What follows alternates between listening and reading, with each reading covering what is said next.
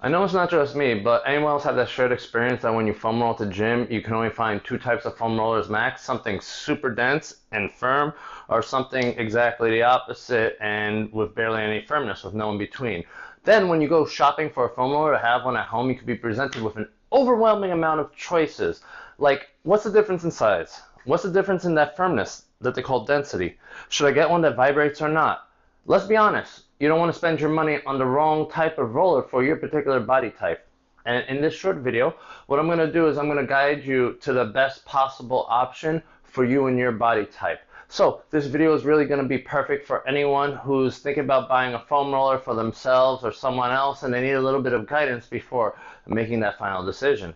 Today, I'm going to teach you the differences in the different types of foam rollers. I'm going to answer all those questions that I mentioned earlier, and I'm going to give you a basic overview on each one to let you know which foam roller is right for you at home.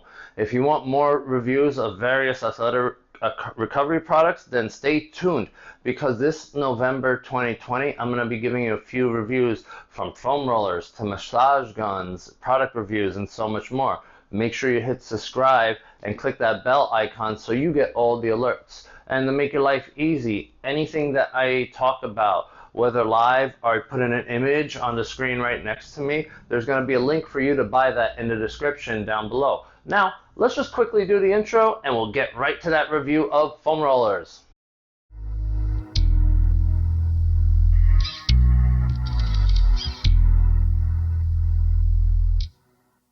So let's start this foam roller review by talking about the non-vibrating types of foam rollers and get into detail from that.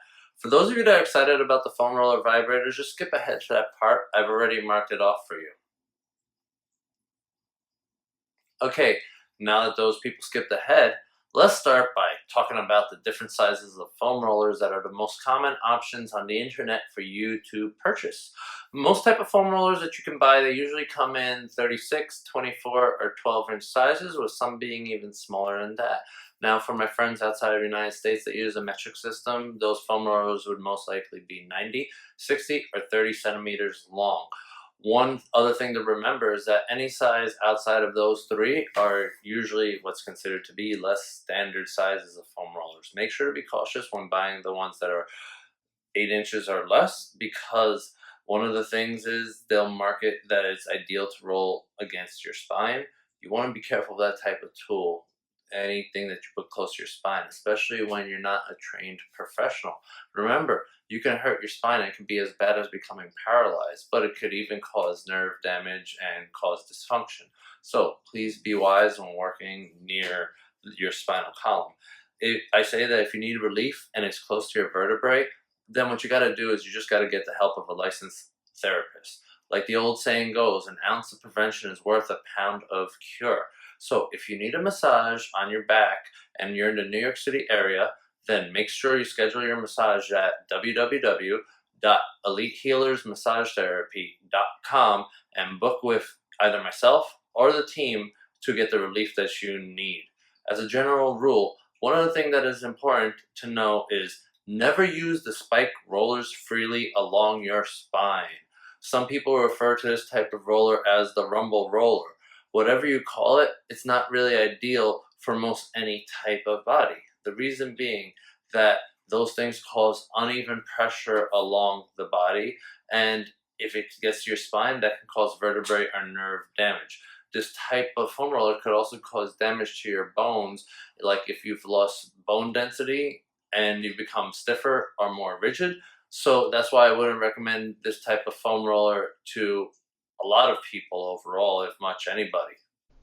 Now, getting back to the size of the foam roller, there can be a few reasons why you may need a smaller or a larger roller, and I'm going to introduce you to those concepts. One of those reasons is really the question of how do you plan to use your roller? If you plan to roll along the legs, the hips, or alongside of your body in a perpendicular fashion, then my best advice would be to use the 24-inch size or larger. I firmly believe that it is better to have it and not need it than to need it and not have it when it comes to the larger size of the foam roller, especially when you're stabilizing your body. Looking at it from a different perspective and going in the opposite direction, one of the reasons that you might need a 12-inch roller is due to the size of your living space or storage containment capacity limitations. Because whether you're in a New York City apartment or some other small apartment in a major city, it just might be practical to have a smaller one that you use at home. And then when you go out to places where there's shared rollers, like in the gym, you could use the larger ones there. Oh, one other thing. If you like what you're watching so far, then just make sure that you press down on that like button and subscribe if you haven't by now. The next feature that is important when figuring out which foam roller is ideal for you is what's known as the density, aka the firmness of the foam roller. This honestly might be one of the most crucial features when it comes to selecting your ideal foam roller. The firmness needs of an individual, they vary from person to person, and it's not something that can easily be categorized. You can't be like, oh, this guy plays hockey, so give him the densest and toughest one. Or that one was a yoga instructor, so she needs a low density one that's slightly firm. It's not easy to say what a person's personal needs are. It honestly depends on factors, such as how tight are their muscles, how many adhesions, aka knots, are in the muscle and the fascia, and how sensitive is the nervous system in that particular part of their body. So when it comes to density, there are three main options. First, there is a low density, like this blue foam roller here, which is ideal for someone that's sensitive to touch, or someone that's sensitive to the pressure that is created from foam rolling. This is usually the case when a person is brand new to foam rolling and massage therapy and tends to be on the more sensitive side than the average person because they have a lot they need to work through. So that type of low density is ideal for a brand new person. Something like this type of roller, also, it's good because it's fairly cheap and it's ideal to be your first starter foam roller. As you get used to having myofascial release that comes from foam rolling and the myofascial release that comes from massage therapy, then you can move up to a medium density foam roller or even a high density foam roller if you've really advanced. Medium density foam rollers, they usually come in hybrids of a plastic core while having a foamy outside, just like this one. This gives you a basic design idea of what I'm talking about. You could have a brand name like this one, which is the Trigger Point Therapy Roller, but they come in a variety of other brands. Personally, I'm a fan of the Trigger Point company's products because they're high quality, and that one that I just showed you is a great medium density foam roller. But I've also left an option in the description that's a little bit cheaper, and I would say it's a decent quality as well. I don't know if it has all the same traits, but give it a shot. Let me know. The Trigger Point company, their products will last for many years, and that's one of the main reasons I mentioned this brand in this and in other videos, because dude, they make a seriously good product and they get my endorsement. And no, they did not pay me for that endorsement, though I'm happy to take a payment if they want. But I'm really just happy with the products of theirs that I own. Now, one thing that you should know is when searching for a roller online, sometimes you already need to kind of be familiar with your preferred density to make it easy to find what you need. Unless you know exactly what you want or you saw something that I showed you in the video, then if it's in the video, then like I said before, a link will be in the description. All you gotta do is go down there and click on it. The high density foam rollers, they're the thickest of all three types of foam rollers, and this is the one that I really recommend for the person that is used to the pressure that comes from foam rolling. This person usually also enjoys that intense friction that comes from working with a high density foam roller and doing an active technique. Usually the most basic types of high density foam rollers are just black and simple, though you can occasionally find one that is fancy and very high density, though it's a little bit harder to come by. My go-to has been the high density foam roller, that's personal, but I've been taking care of my body with foam rolling and massage therapy for over 14 years at this point. So let's just say I'm highly adapted to the force that's being used upon my body's muscles for healing purposes. The high density roller provides the most resistance when pushed on, and that helps it aggressively break up knots, get deeper into the layers of muscle, and sometimes some people would say it really takes a high pain threshold to work regularly with a high density foam roller. So if you're a little more advanced than a beginner but are not sure between a medium and high density, then I would suggest going with the medium density first and work with it for months or years until you get to a point where that medium density really begins to feel easy and it feels like a low density roller.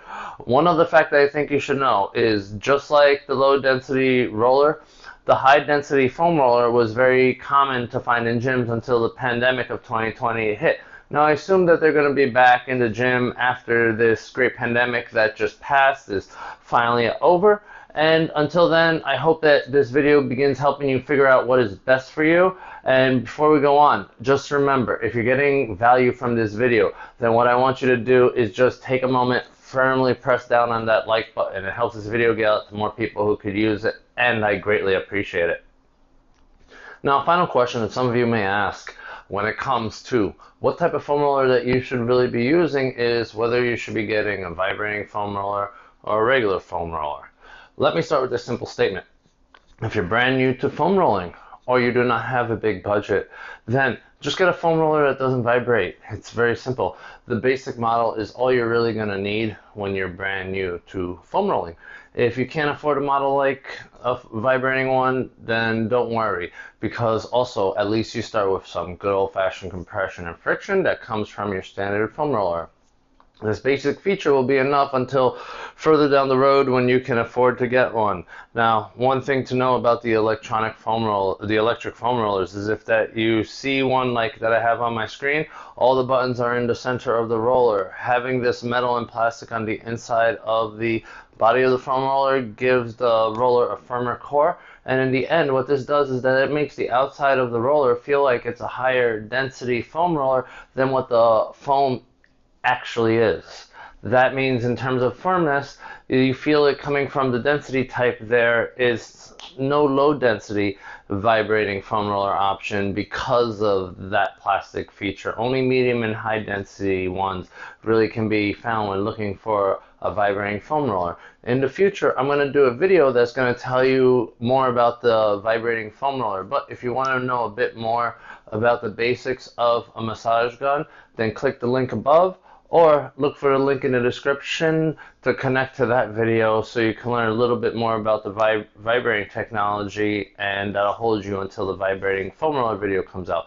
Also, make sure you subscribe to this channel so that way you can get an alert when that recovery equipment review comes out, and a variety of other fun subjects. New episodes are every Friday. Now, the one vibrating foam roller I am using in this video is one by the Vulken company. You know, I like this model because they impressed me at the fact that this vibrating model came with its own travel case. That's great for the future when I travel more. For now, I'm staying put in New York City until this planet gets itself under control of the virus. However, getting a roller like this with its own traveling carrying case is a big deal to me, because when I'm on the go, I really get going, and I bet some of you are the same exact way. I mean, it's hard to even find a carrying case for a foam roller, much less a vibrating one. So if you always want on the go and you want to take a foam roller with you, then this is definitely the option you want to go for. The only thing is that this model, it honestly feels like in terms of density, it's somewhere between medium and high density. So if you're sensitive, then proceed with caution on getting this one. Now, one rule about vibrating foam rollers is that the intensity of the vibration is about equally as important as how you roll. Each factor will contribute to how accurately you take care of your body. And if you want to be as precise as you can in the way that I am for my body, then what I say to you, keep in mind as a coaching strategy for when using your vibrating foam roller to use either as a warm-up or a cool-down for your activity. If you want to use this roller as a warm-up, then you're going to want to use it in a brisk manner with around the medium setting of vibration for shorter periods of time. Be on an area for only 15 to 20 seconds while keeping it stimulating. To help you warm up, your breathing should be at a normal pace with the foam roller. So, while on the other hand, if you want to use it for a cool down, then you got to slow your roll and put the vibration at a lower intensity to help your body with recovery. If you feel a knot or a tight area, you can just stop and hold until you feel the muscle relax. Your breathing, it should be deep and slow to help the healing process. So that way you can use it properly for recovery or as a cool down technique. Aside from that, make sure you follow instructions that your electronic foam roller comes with to understand how to perform the basic care and maintenance for your vibrating foam roller. Thank you for watching this video. I hope by now you're ready to get yourself the perfect foam roller for yourself. And don't forget, all the foam rollers that I featured are available for you to buy by going to the description and clicking the link below. Be well, and I will see you in the next video.